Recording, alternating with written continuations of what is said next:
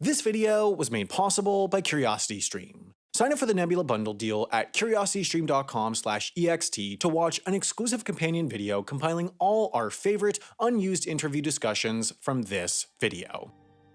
Adnan Al-Nobi is from Socotra Island, just like his father, his grandfather, and now his 8-month daughter as well. The 30-year-old lives in the capital of Hadibu, like most of the island's 60,000 residents, with the rest scattered throughout roughly 600 small villages. Adnan is owner of Socotra Trek Tours, a company that provides ecological and cultural tours for the few visitors who venture to the remote islands.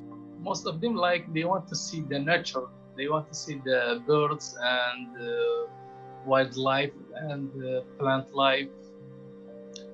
They want to go to the beach, to the mountain. They go some hikes and trekking, and they see the main tree like dragon blood tree.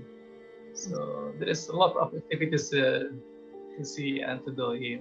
Isolated, biodiverse, and visually striking, Socotra hosts a modest number of eco-tourists each year. Or at least, it did. It was kind of like about 4,000, 3,000 per year people coming at the island. But since 2015, when there is like a war, the number is decreased. Almost like now, for example, for last year, we reached to about 400 to 500 people came. The few who still come are arriving on an island that is experiencing real change for the first time in generations. Long isolated from the world, Socotra is finding itself at the nexus of a giant geopolitical conflict. Politically, Socotra Island is part of Yemen, a country that, since late 2014, has been in the grips of a brutal civil war.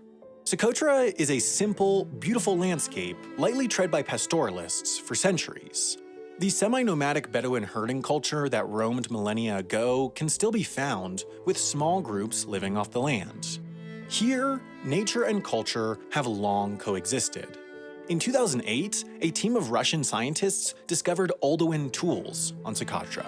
These rudimentary stone instruments were used by Homo habilis, an ancestor to Homo sapiens, dating back some 1.7 to 2 million years.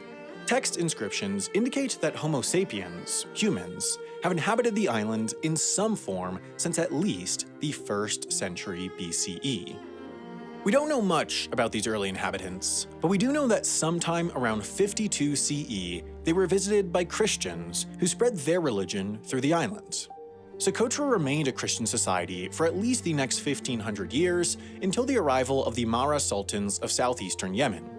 Their rule was briefly interrupted by Portuguese occupation from 1507 to 1511, but once the Europeans decided the island had no use as a base and abandoned it, the Mahra asserted control once again and converted most of the island's inhabitants to Islam.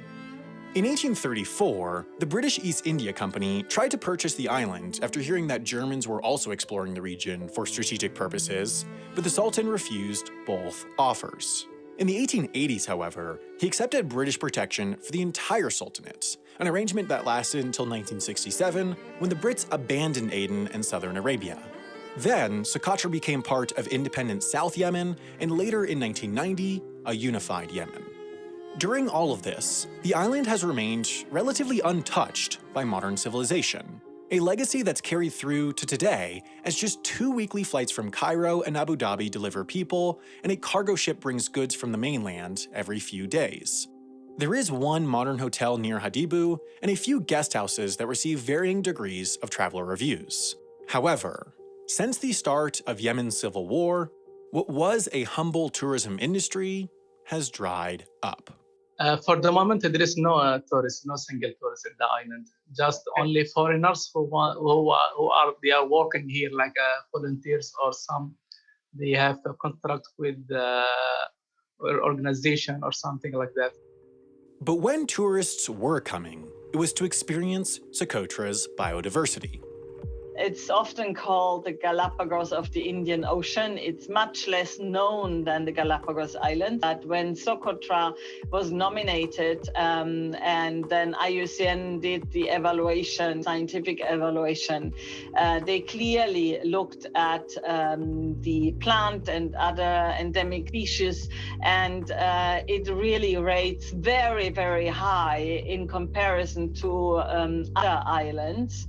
And they compared it not only to the Galapagos, but also to Madeira and the Canary Islands, where we have other natural areas on the World Heritage List, and it really ranks very high. It has a very high number of endemic plant species. We have also marine areas with very special fish species, and it was luckily for a long time quite isolated. So we have areas which are quite pristine. In 2008, Socotra was designated as a World Heritage Site by UNESCO, the United Nations Educational, Scientific, and Cultural Organization, which currently oversees 1,121 culturally or naturally significant sites around the world, including Stonehenge, Machu Picchu, and the Grand Canyon. Selection is a lengthy and competitive process, but once officially recognized, World Heritage Sites receive protections and monitoring from UNESCO with the ultimate goal of preserving these special places for future generations. So it's based on a scientific evaluation by our advisory bodies. Once decision is taken, there is a lot of celebrations in the committee, in the country, and especially at the sites. Now, the sites get a lot of recognition. Sometimes they get more funding from the national government. Its unique biodiversity earned Socotra a place as a World Heritage Site. 37% of the island's plant life is endemic, meaning you won't find another place on Earth where flora such as the red resin-secreting dragon's blood tree occur naturally. The same goes for its fauna. 90% of Socotra's reptiles and 95% of its land snail species can only be found here. Visitors looking to experience this unique landscape often hire guides to escort them to the most remote parts of the island and its protected nature reserve. Yeah, we try to make people understand about the ecosystem, and we will take tourists to the ecology sites there, because Socotra is considered like one of the diversity of the island, and they have to take care about this diversity. There's a lot of potential here, and of course, what some see as an opportunity, others see as a threat. Socotra has abstained from any sort of major development as an ecotourism destination, and the small number of visitors who do come rely on local, often informal, tour businesses. If large-scale ecotourism is to develop here, UNESCO is just one party that's invested in making sure it's done sustainably. And I think there are models which are available with low cost and low impact tourism to go to these sites. Now, we have learned from our experience in the Galapagos. There were some worries that the sites are too much visited and people go too close to the animals, etc. Now, I think restrictions are absolutely necessary. This status quo, a limited local tourism industry, has worked for both Socotrans and UNESCO, but now that may be changing. There are some reports that outside developers are conducting illegal hotel and port construction on Socotra, and all evidence suggests that it's backed by the United Arab Emirates. In 2015, two massive cyclones struck Socotra, damaging homes, infrastructure, and ecosystems. With little assistance from mainland Yemen, the UAE filled the void on Socotra by financing redevelopment projects and providing healthcare for islanders. Their increased presence remained. In 2018, British newspaper The Independent sent a team of journalists onto the island, the first to visit since the UAE's arrival. They found that, quote, The UAE has all but annexed this sovereign piece of Yemen, building a military base, setting up communications networks, conducting its own census, and inviting Socotra residents to Abu Dhabi by the plane load for free healthcare and special work permits. The Emirati influence deepened in June 2020 when UAE-backed Yemeni separatists took official control of the island. Everything the UAE has done on Socotra was enabled by a power void, one created by ongoing chaos hundreds of miles away. Though tensions had been simmering for decades, Yemen's civil war began in 2014 when Houthi rebels seized Yemen's capital, Sana'a, and assumed control as the Supreme Revolutionary Committee. With momentum from the pro-democracy movements of the Arab Spring, the rebels succeeded in their effort to overthrow President Abdrabbuh Mansur Hadi and his government, whom they viewed as corrupt. The rebels are backed by Iran and continue to control much of northern Yemen and the capital today. This government-led defensive, supported by Saudi Arabia and loyal to President Hadi, continues to hold large swaths of southern and eastern Yemen. Some see the conflict as a simple proxy war between Iran and Saudi Arabia, but there are a number of other regional powers involved, including the UAE. The UAE supports the Southern Transitional Council, or the STC, a South Yemeni secessionist organization formed in 2018. South Yemen, which included Socotra, was previously an independent socialist country founded in 1967, but with the fall of communism, it became part of the present-day Republic of Yemen in 1990. The Southern Transitional Council wants to change that. Shortly after forming, in 2018, the STC captured the city of Aden, the headquarters of the Saudi-backed Hadi-led Yemeni government. The relationship between the Saudi-backed government and the UAE-backed STC is especially complex because at the same time they're fighting over the future of South Yemen, they're allied in a separate fight against the Houthi rebels. And of course, the multi-party interests don't stop there. Al-Qaeda also controls a central part of Yemen, and the Islamic State of Iraq has laid down claims as well, with both extremist groups capitalizing on the region's political unrest. Overseas interests are involved as well. During the Obama and Trump administrations, the United States government supported the Saudi-led Yemeni government, but President Biden recently announced America will be withdrawing its armed support for the efforts. All of this has come with a tragic human cost, with fatalities estimated between 10,000 and 100,000, and more than 20 million people, 80% of the country, cut off from basic food and medical services. In sum, the Yemeni civil war is a complex and brutal web of competing interests, with millions of civilians caught in the crosshairs. And while Socotra has avoided much of the violence and destruction, even it has felt the influence of regional warfare, with a remote island all but annexed by the UAE. Isolated and largely self-sufficient for half a century, Socotra is now experiencing new foreign occupation. Emirates, it's a part of, now you can say like part of the community, like, because the war in Yemen, it's Emirates, it's active on the war with Saudi, so it has to be here at the islands as well. I mean, there's something good and something bad, because they control the airspace, they control the overseas, they control everything. So, I mean, which is not good for us. But in the meantime, they need some support for the islanders, like they provide hospitals, like aids for the people, and electricity for the island. Yeah, there is something good they provided. What we don't know is kind of politics. We don't know what their aim about it.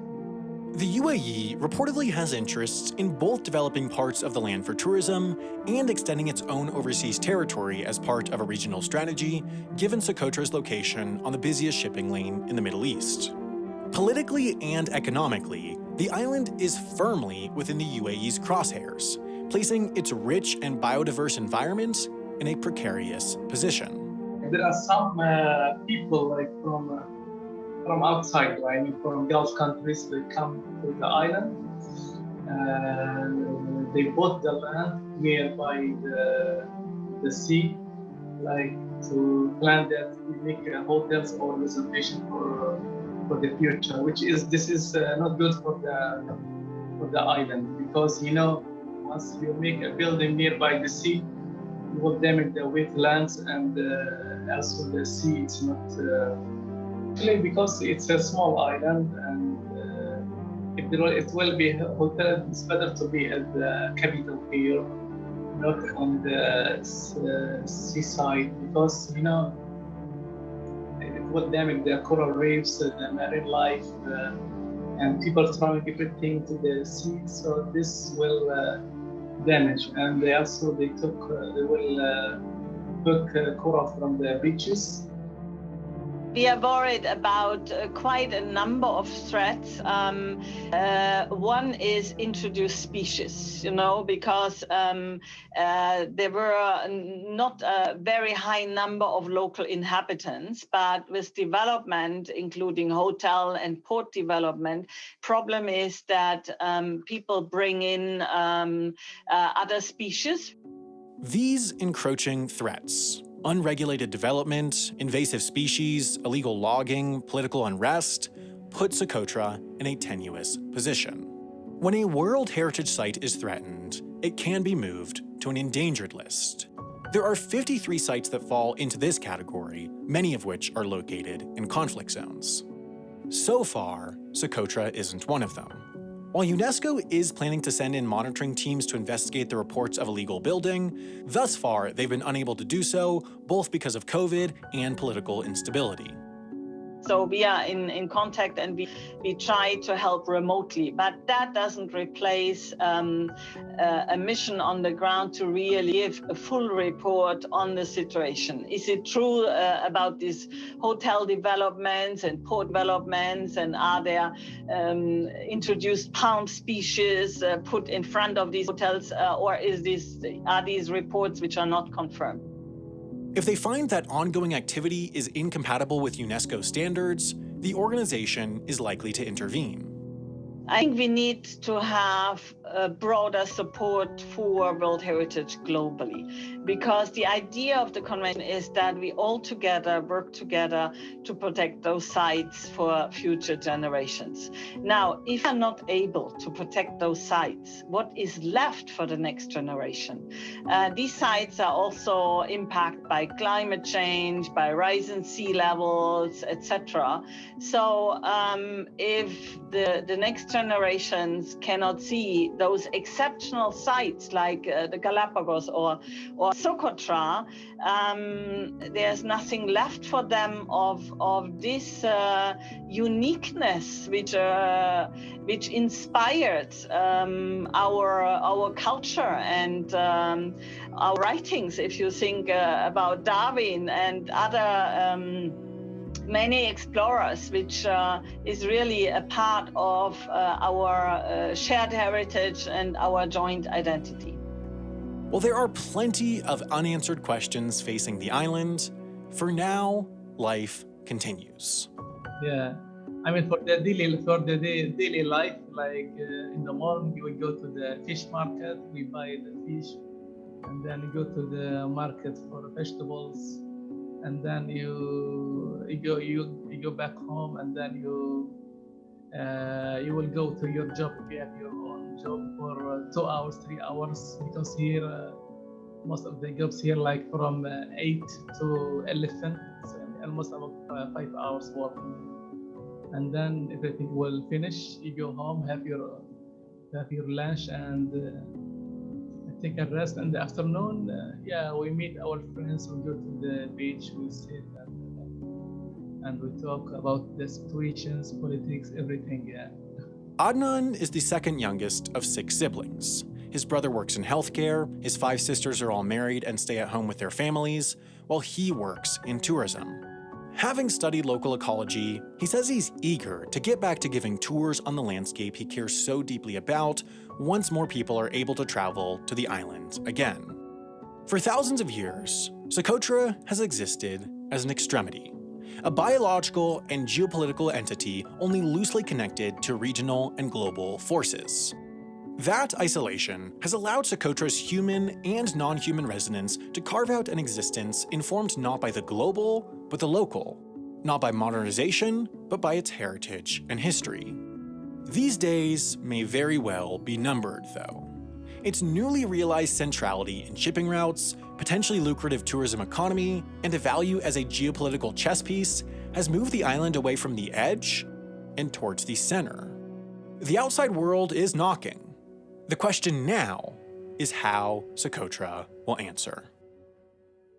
The Socotra story is so complex and convoluted that it's quite a challenge to fit it in 20-odd minutes. There's so much more we could talk about, but we couldn't fit it in a length the YouTube algorithm would support. So we took all the most interesting discussions we had with our interview subjects, put them together into a video, and put that video exclusively on Nebula, the streaming site built and owned by creators.